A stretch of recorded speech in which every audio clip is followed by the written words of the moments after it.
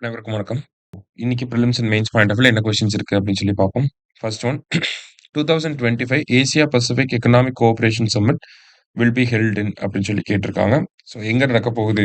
ஆசிய பசிபிக் பொருளாதார ஒத்துழைப்பு உச்சி மாநாடு எங்க நடக்க போகுது அப்படின்னு சொல்லி பார்த்தீங்கன்னா, நமக்கு வந்து சவுத் கொரியால நடக்க போகுது. சரிங்களா?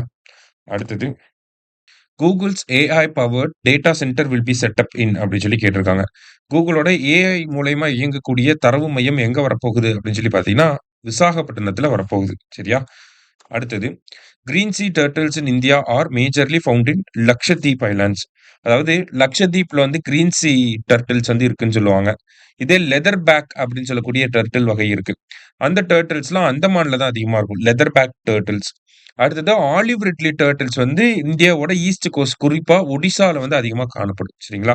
இப்ப கிரீன் சீ அப்படின்னா அது லக்ஷதீப்ல தான் இருக்கு. கரெக்ட் தான்.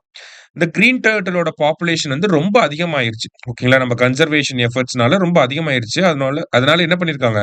அதனுடைய ஐயூசிஎன் ஸ்டேட்டஸ என்டேஞ்சர்ட்ல இருந்து லீஸ்ட் கன்சர்ன் அப்படின்னு சொல்லி மாத்திட்டாங்க.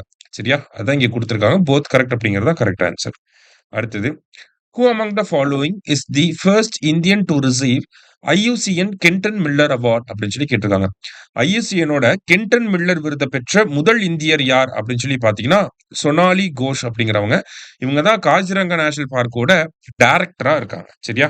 லாஸ்டா international day for the eradication of poverty எப்போ அப்படின்னு சொல்லி பாத்தீங்கன்னா, சர்வதேச வறுமை ஒழிப்பு தினம் அப்படிங்கிறது அக்டோபர் 17. சரியா? இன்னைக்கு 5 கொஸ்டின்ஸ் பார்த்திருக்கோம். தேங்க்யூ. சுரேஷ் IAS அகாடமி வெற்றியின் முகவரி.